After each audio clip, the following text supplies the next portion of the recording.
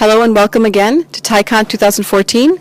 We're doing an interview at the TIEcon Media Lounge and with one of our most honorary members and speakers today, our grand keynote, Shahid Khan.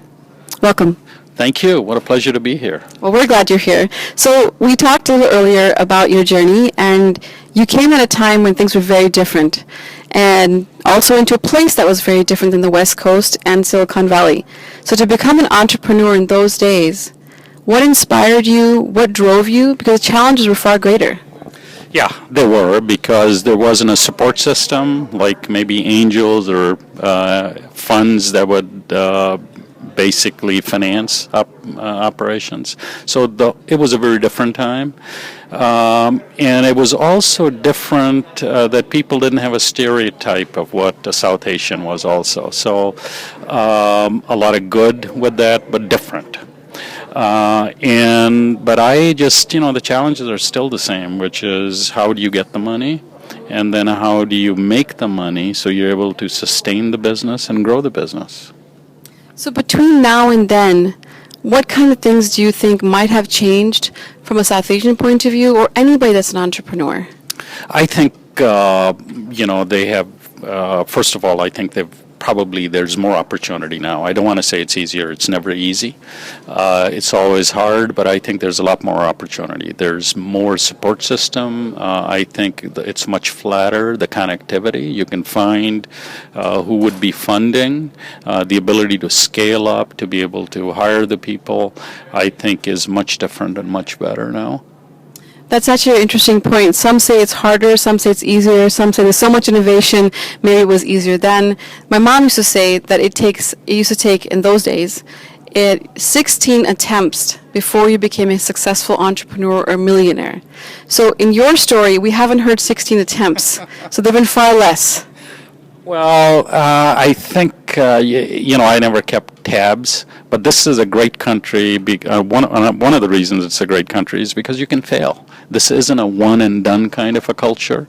If you fail, you get up and dust yourself off, you move on. And I think Silicon Valley, failure is almost like a badge of honor. So I've learned many lessons along the way, and one of them obviously is perseverance, that you don't give up. And certainly in the auto industry, it's hyper competitive, and it's not very sexy. We do have some of the old, very legacy type of issues that how you handle labor forces and the customers. So the dynamics are very different. Challenges are very different, but it's tough all over.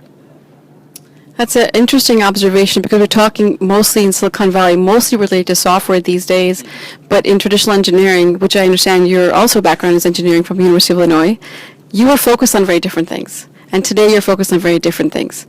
Do you think you've enjoyed that journey in terms of what you thought it would be like, or is it very different? Well, engineering, I did that because, we had two choices: be a doctor or be an engineer. Okay, so that was A or B. You basically pick one of those. So, but once I did engineering, my mother taught mathematics at a women's college in Pakistan, in Lahore and Rawalpindi before that. So, and engineering was applied mathematics. Basically, that's what it is. But I loved it because it gave a great foundation. Obviously, I was able to get a job. So I'm a big proponent of engineering. Whether you practice it or not, I think the logical thinking, it'll last your lifetime. That's actually very good as a promotion for all of our students and youth that are listening to go back to school and realize the importance of engineering, because people think you don't need that anymore, and I'm really glad to hear you say that. And along that line, you are a great proponent of innovators and entrepreneurs and those that really have a real mission behind their cause. So in that line, I'd like to understand, what was your driver, or what was your reason for joining us at TIEcon this year?